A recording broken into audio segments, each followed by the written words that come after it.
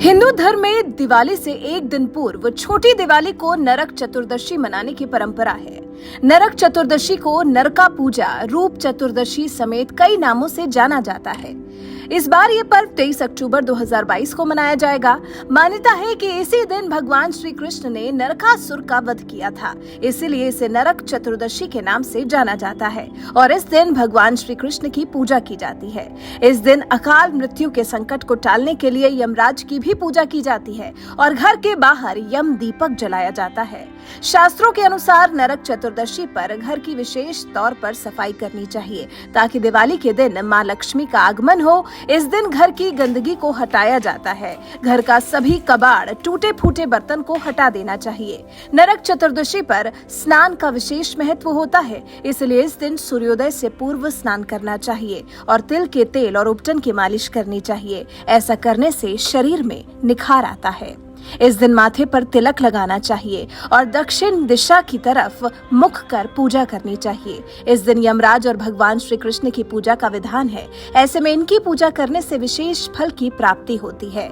नरक चतुर्दशी पर तिल के तेल के 14 दीपक जलाना शुभ माना जाता है।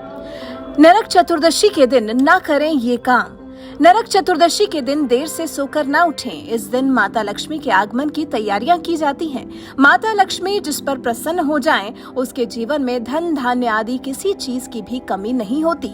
देर तक सोना दरिद्रता की निशानी है। इससे आपका भाग्य रूठ सकता है और आपके घर की सुख समृद्धि प्रभावित हो सकती है। इस दिन झगड़ा नहीं करना चाहिए और ना ही किसी को अपशब्द कहने चाहिए। शास्त्रों में भी बताया गया है कि लक्ष्मी वहीं निवास करती हैं जहां बड़ों और महिलाओं का सम्मान होता है। नरक चतुर्दशी से लेकर दिवाली तक अपने घर को खाली छोड़कर नहीं जाना चाहिए। अगर बहुत जरूरी हो तो भी घर में कोई एक सदस्य जरूर रुके। ताला न लगाएं, इसे शुभ नहीं माना जाता। इससे परिवार की सुख समृद्धि प्रभावित होती है।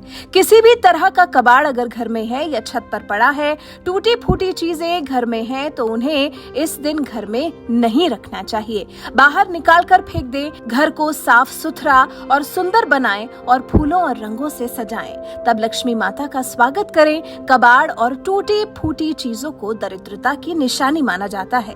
झाड़ू को लक्ष्मी का स्वरूप कहा गया है क्योंकि ये घर की गंदगी को दूर करती है और गंदगी को दरिद्रता से संबंधित माना गया है। इसलिए इस दिन झाड़ू में पैर न लगाएं। ऐसा करना लक्ष्मी को नाराज करने जैसा है।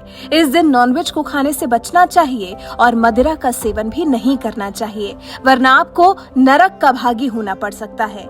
इसके लिए अन्न का अनादर नहीं करना चाहिए, इससे धन्य धान्य पर असर पड़ता है। छोटी दिवाली के दिन तेल का दान करना चाहिए। इस दिन तेल का दीपक जलाया जाता है। इसके अलावा दक्षिण दिशा साफ सुथरी रखें। ये दिशा यमराज और पितरों की दिशा मानी गई है। इस दिशा में दीपक जरूर जलाएं।